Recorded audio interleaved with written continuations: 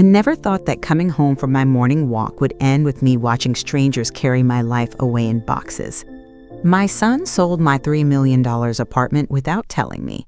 I stood there frozen as strangers hauled out my furniture like I wasn't here. "Go find a cozy little place in the outskirts, Mom," David said smugly, leaning against the doorframe like he'd done me a favor. At first, I thought I'd misheard him, that this was some twisted joke. This is my home," I said, my voice cracking. "You didn't have the right." "Oh, but I did," he interrupted, flashing a fake sympathetic smile. "You signed the paperwork months ago. Power of attorney, remember? You trusted me to take care of everything." I felt the air suck out of my lungs. My knees wobbled. Those papers, the ones he'd brought over one evening with takeout, and that soft, reassuring voice. "Just routine maintenance forms for the building association, Mom. Sign here. I'll handle the boring stuff for you." God, how could I have been so stupid? Now my entire life was being carried out in boxes. My favorite armchair.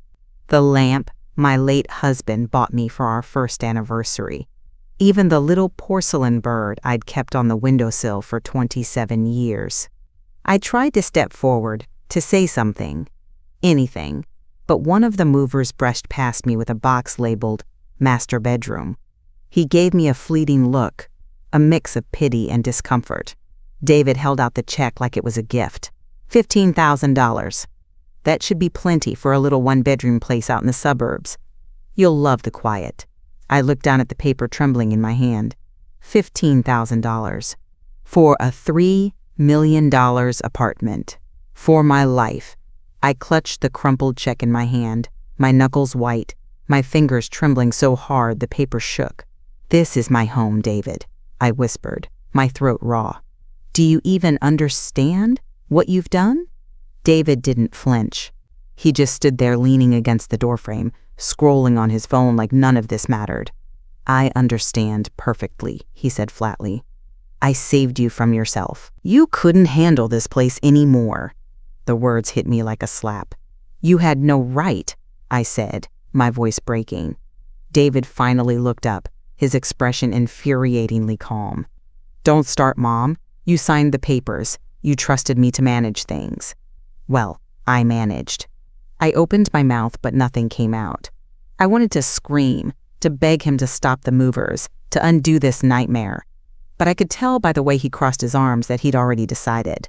Behind me, a mover brushed past, carrying a box labeled "Kitchen Fragile." I caught a glimpse of my wedding china peeking out from the top. "Careful with that," I snapped, my voice sharp. The man nodded quickly, avoiding my eyes as he carried it down the hall. I turned back to David. "You're throwing me out like I'm some stranger." "Don't be so dramatic," he muttered. "You'll thank me later." "Thank him?"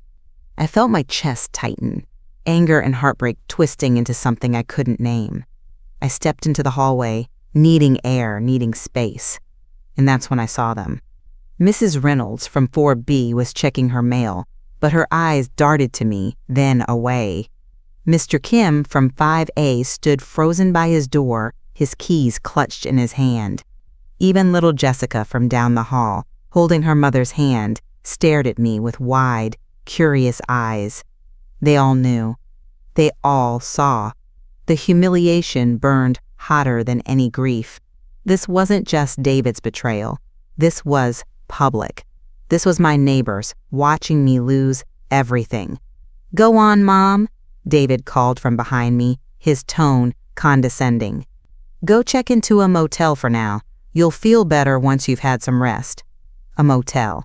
I gripped my purse tight and walked toward the elevator. I didn't look back. Not at David.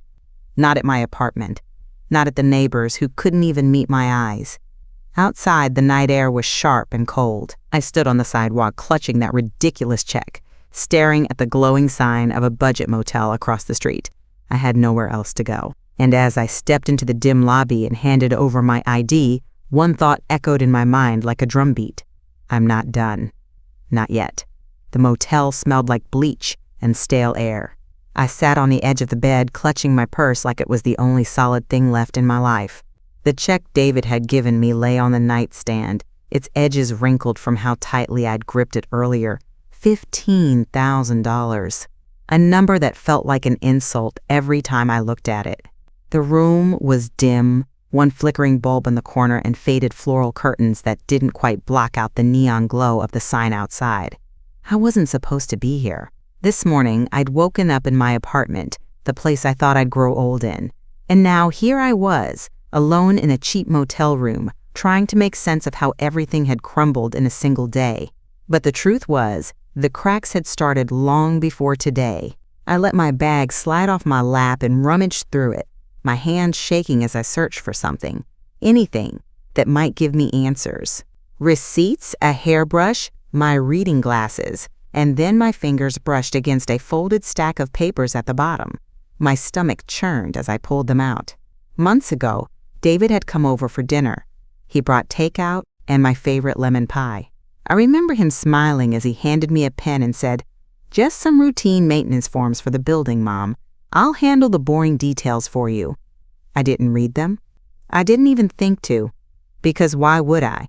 He's my son. Now my eyes scanned the top page, and one phrase stood out like a flashing red warning light. Durable power of attorney. Immediate effect. My chest tightened. I felt sick. This wasn't just routine maintenance. This was the key David had used to sell my home right out from under me. And I'd signed it. I'd handed him the knife, and now I was bleeding out. I set the papers down on the bedspread, staring at them like they were loaded weapons. How long had he been planning this? Was this about greed? Or had he really convinced himself he was helping me? The David the First raised, the boy who used to crawl into my bed during thunderstorms and tell me I was the best mom in the world. Where had he gone? A tear slid down my cheek. I brushed it away angrily. I couldn't afford to cry right now. I needed to think. The hum of the mini fridge filled the silence as I stared at my phone lying face down on the nightstand. Should I call him? Demand answers? No, that wouldn't get me anywhere. David wasn't the same boy who'd listen when I scolded him for staying out past curfew. This David had power, legal power. I needed someone who could help me understand if there was any way to take it back. And then I remembered, 2 weeks ago, I'd gone to see a lawyer. Not because I knew this was coming, but because I'd felt something off. David had been asking a lot of questions about my apartment's value, my bank accounts, even my will. At the time, I'd brushed it off as curiosity, but deep down, I must have known something wasn't right. The lawyer, Mr. Grayson, had warned me about situations like this. Families can be tricky, Mrs. Porter. If you sense trouble, move your assets into a trust. Quietly. At the time, I hadn't acted on his advice. But thank God I'd at least kept his card in my wallet. I wiped my eyes and took a deep breath. Tomorrow, I'd call him. But tonight, I'd let myself feel the weight of it all. The loss, the humiliation, and the sharp edge of betrayal.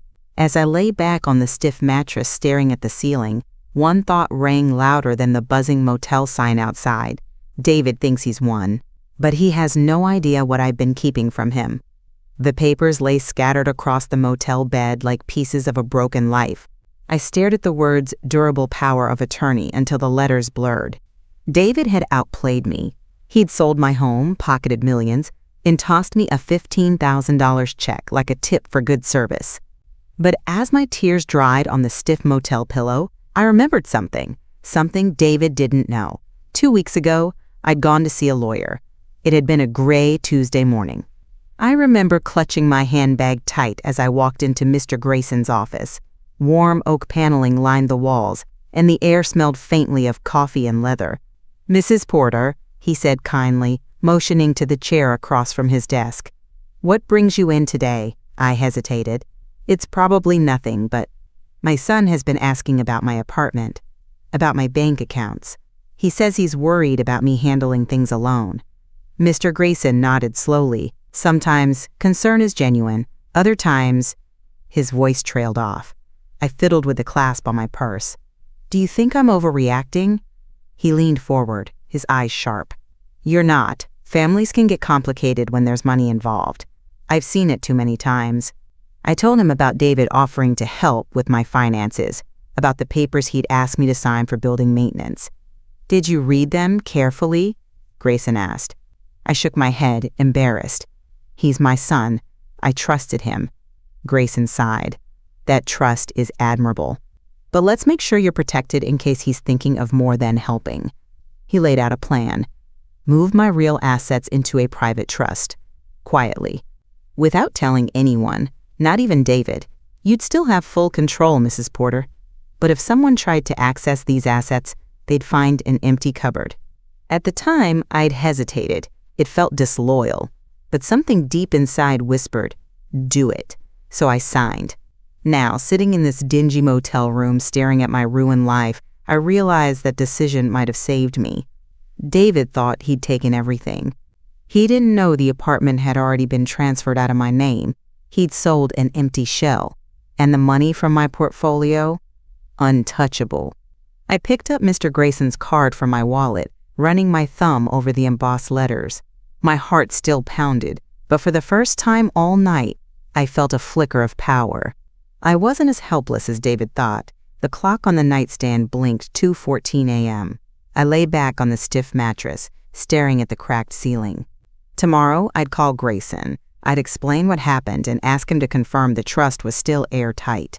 David might think he's won, but he's in for the shock of his life. The motel room was still dark when I woke with a start, my heart pounding like a drum. For a second, I forgot where I was. Then the cheap polyester curtains and the sound of trucks rumbling past reminded me. David had thrown me out of my own home. But he hadn't won. Not completely. He didn't know about Emily.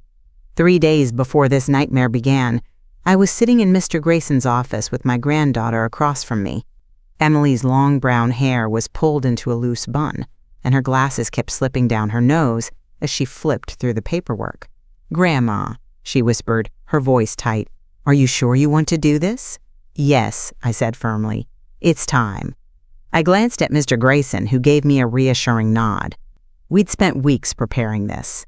Moving my true assets, a hidden stock portfolio, a vacation home in Maine, and what little cash I'd quietly withdrawn from David's reach, into a trust under Emily's name. David would never think to look for it. "You're the only one I trust, sweetheart," I told her, reaching across the polished oak desk to squeeze her hand. Emily's eyes shimmered with tears.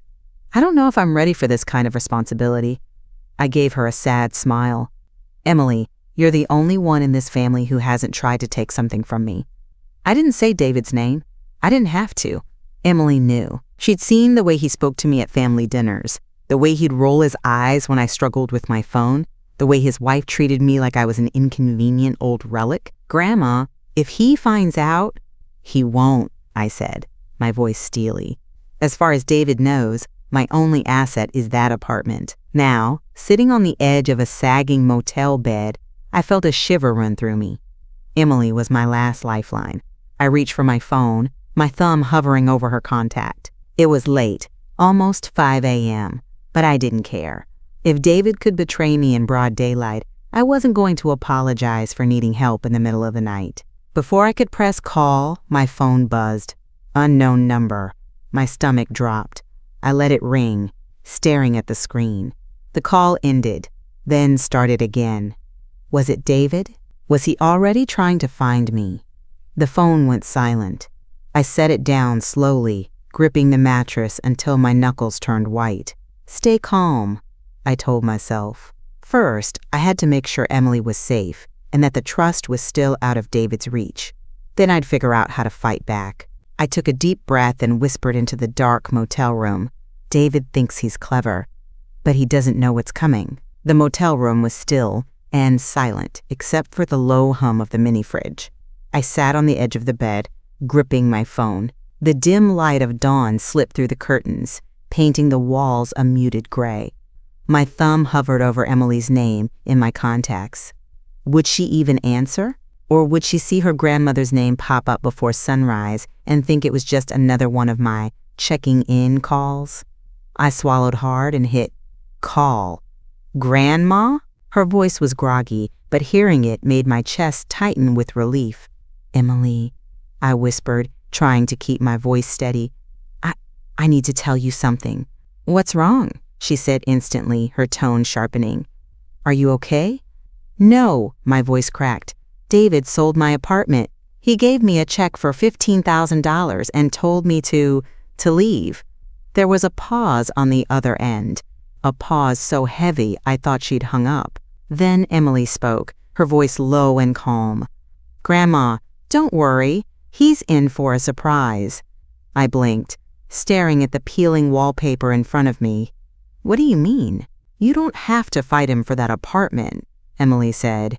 "It's not even in your name anymore, remember? We moved everything into the trust." I let out a shaky laugh, half relief, half disbelief. "Oh my God, you're right. That apartment is just a hollow shell, Grandma. He thinks he sold your life out from under you, but he doesn't even know he was standing on air." For the first time in days, my shoulders relaxed. "I'm so proud of you, Emily," I whispered. "You raised me to be smarter than David," she said softly. "You don't deserve this, Grandma. You gave him everything, and this is how he repays you." I bit my lip. I don't understand how my own son could do this." Emily didn't answer right away. When she finally spoke, her voice was firm. "You're not alone in this. We're going to make sure he regrets every move he's made." I walked out onto the motel balcony, the cool morning air biting at my skin. Emily's words echoed in my head. "We're going to make him regret it." I gripped the railing tightly. David thought I was finished. But thanks to Emily, I still had cards to play. And this time, I wasn't going to sit back and watch him take everything from me. By mid-morning, I was sitting in the back of a cab, clutching my purse like it was a life raft. "Grayson Law Offices?" the driver asked, glancing at me in the rearview mirror. "Yes," I said quietly. My voice didn't sound like my own. The world outside blurred as we drove. Tree branches swayed in the spring breeze, but I barely noticed. David thought I was weak, that I'd take his betrayal lying down, that I'd fade quietly into some rundown motel on the outskirts of town. But he was wrong. Mr. Grayson's office was warm and smelled faintly of wood polish and coffee. He looked up as I stepped in, his expression tightening when he saw my face. "Mrs. Porter," he said gently, "come in. Sit down." I lowered myself into the leather chair across from his desk, my hands trembling slightly. "David did it," I whispered. "He sold my apartment." Grayson's jaw tightened, as I feared. "He gave me a check for $15,000 and told me to find somewhere cozy." My voice cracked on the last word. Grayson leaned back, steepling his fingers. "He forged your authority." I stared at him. "Are you sure?"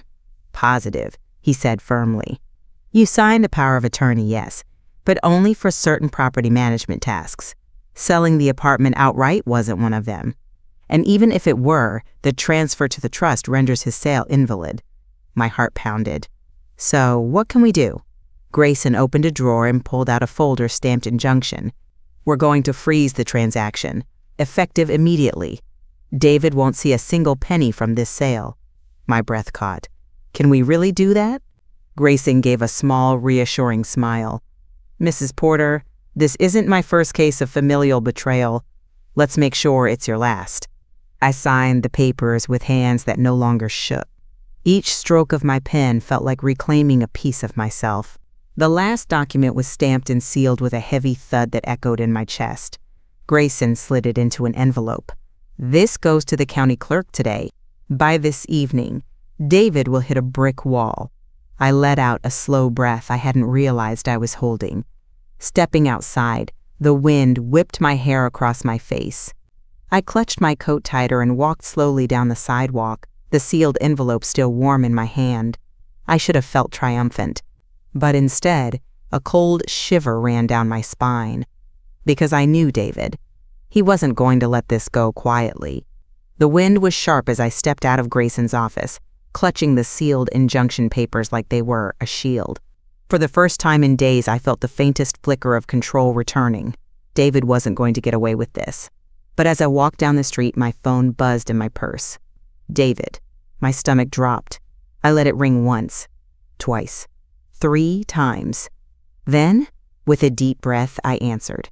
"Mom," his voice barked into my ear, low and sharp. "What the hell are you doing?" I froze on the sidewalk. "David."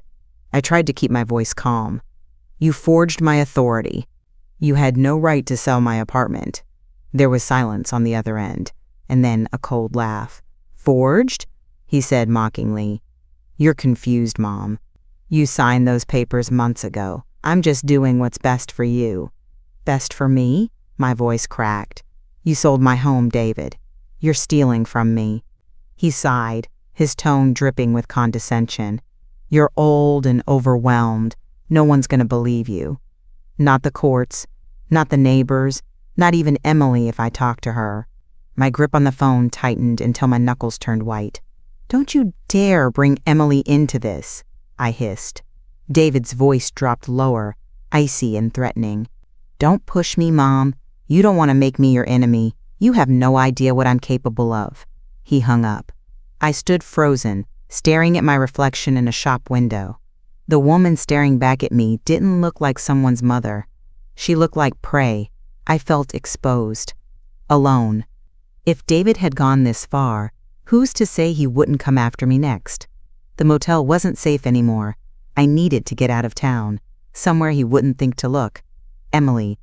I pulled out my phone and called her, my voice shaking. "Grandma? Emily?" I whispered. I think I need to come to Boston for a few days."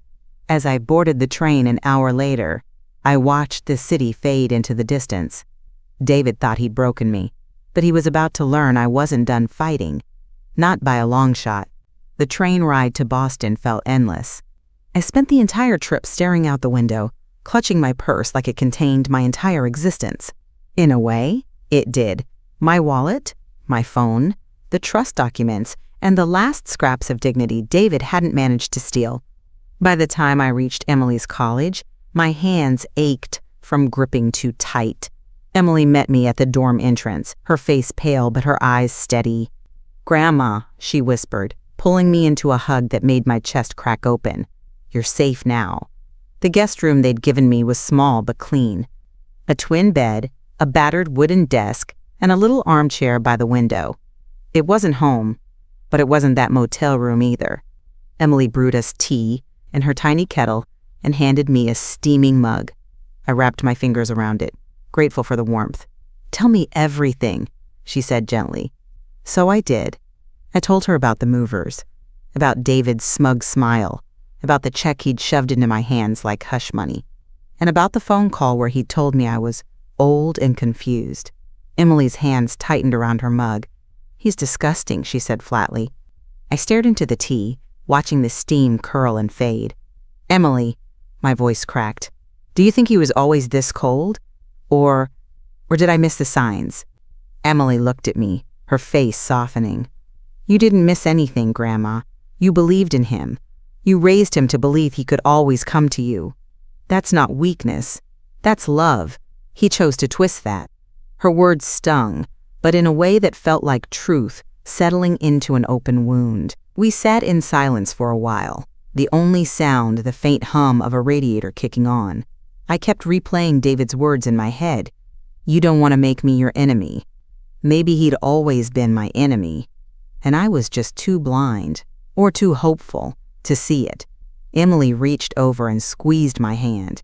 "Grandma, you've already done the hardest part.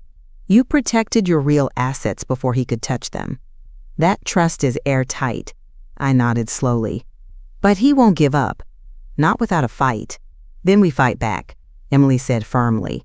For the first time in days, I felt the faintest flicker of strength return. David thought he'd pushed me into a corner, but he was about to find out. I'm at my most dangerous when I have nothing left to lose. The Boston Cafe was warm, with the smell of roasted coffee beans hanging in the air. I sat in the corner with Emily, my hands wrapped tightly around a mug I hadn't touched. Across from me, she scrolled through her laptop, her brow furrowed in concentration.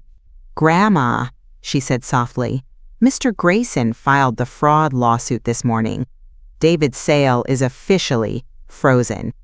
I let out a shaky breath. "Good," I whispered. "That's good." But even as the words left my lips, my chest felt heavy, I wasn't celebrating. Not yet. Because I knew David. He wasn't the type to slink away quietly when cornered. We also need to get ahead of him, Emily said, her voice firm. If he starts spreading lies about you, your mental state, we'll need to counter it. I stared at her, surprised. You really think he'd go that far? She gave me a sad, knowing look. Grandma, he already stole your home. He's capable of worse. I nodded slowly. Okay, I said. Then we fight fire with fire. Emily opened a blank document. Let's draft a statement. A press release, just in case. Something that makes it clear you're of sound mind and that David abused your trust. Her fingers flew across the keyboard as we worked. Line by line, sentence by sentence, we built a narrative that wasn't just defensive. It was strong. For once, I wasn't the quiet, polite mother David thought he could bulldoze. For once, I was the one setting the tone. When we finished, Emily leaned back in her chair and looked at me. You know, Grandma, she said softly, you're stronger than you think. I gave her a small smile. I have to be. For both of us. But as I stared out the cafe window, watching raindrops slide down the glass, I felt a chill run through me. This wasn't over. Not by a long shot. Back at the dorm's guest room that night, I kept replaying David's voice in my head. You don't want to make me your enemy. He'd underestimated me. But I hadn't underestimated him. I'd taken the train back to my hometown, checking into a small roadside motel near the courthouse. It wasn't safe, but I didn't have a choice. I had to face him in court. The courtroom was cold and smelled faintly of old paper and varnish. I sat in the front row, clutching my handbag as my lawyer presented our case. David was there too, sitting across the aisle. He didn't look at me. Not once. But I felt his presence like a weight pressing down on my shoulders. When the hearing ended, the judge granted a temporary injunction. The sale of the apartment was frozen, and David was ordered to provide financial records within 48 hours. It was a small victory. But as I stepped out into the chilly evening air, I knew this wasn't over. Back in my motel room, I set my purse down on the bed and sank into the chair by the window. The room felt smaller than before, the shadows longer. I was about to call Emily when there was a loud knock at the door. My heart jumped. Another knock, louder this time. Mom. It was David. I froze. Open the door. His voice was low, tight, and full of barely contained rage. I moved to the door but didn't undo the chain. What do you want? I asked, my voice steadier than I felt. You're ruining my life, he barked. Do you have any idea what you're doing? I gripped the door frame. You already ruined mine, David. There was silence on the other side of the door. Then he laughed, cold, hollow. You think you're clever? You think you can win this? You're weak. You're old. No one's going to believe you. I swallowed hard, willing my voice not to shake. Get off my doorstep, David! His fist slammed against the door, rattling the chain lock. You don't want to fight me, Mom. You'll lose everything. Good night, David. The sound of his footsteps faded down the motel hallway. But I didn't move. I stayed frozen by the door, my hands still gripping the lock, my heart pounding so loud I could hear it in my ears. He'd crossed a line tonight. And now he wasn't just my disappointment. He was my enemy. The motel room still smelled faintly of David's cologne, even though he'd left hours ago. I hadn't moved from the chair by the door. The chain lock was still in place. My fingers brushed against it every few seconds, checking, rechecking, as if sheer habit could keep him from breaking back in. But it wasn't David who came next. It was my phone. The screen lit up with an unfamiliar number. I almost let it go to voicemail, but something, instinct maybe, made me swipe to answer. Hello? There was a pause. Then a shaky voice whispered, Mrs. Porter? It's me, Claire, David's wife. I didn't say anything. She took a breath that hitched like she'd been crying. I didn't know, she blurted out. I swear, I didn't know he'd do this to you. My grip on the phone tightened. What exactly didn't you know, Claire? That he sold the apartment, she said quickly. He told me you signed it over willingly. that it was your idea. I felt my stomach turn. My idea? I said, my voice sharp. Yes, Claire whispered. He said you didn't want the burden anymore, that you were moving to a retirement community. I believed him. Tears pricked at my eyes, but I forced my voice to stay steady. And now? I asked. I know the truth, she said, her words tumbling out in a rush. I saw the court papers. I saw the injunction. He didn't tell me until the bank froze the funds. I closed my eyes. And what did he do with the money, Claire? Another pause. We spent part of it. Her voice cracked. David said we deserved it, that we'd waited long enough. We bought 2 luxury cars and paid off the credit cards. The rest is gone. Gone. Millions of dollars. My life's work, burned through like dry leaves in a bonfire. I opened my eyes and stared at the cracked motel ceiling. Claire, I said slowly, do you know what happens when you spend stolen money? She didn't answer. You go down with him. A soft sob came through the phone.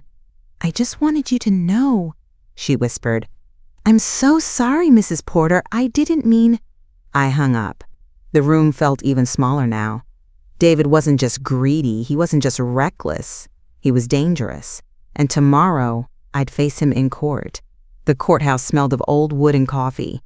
I sat at the plaintiff's table, my hands clasped tightly in my lap. David was across the aisle, his hair perfectly styled, his expensive suit freshly pressed. Paid for, no doubt, with the money he stole from me.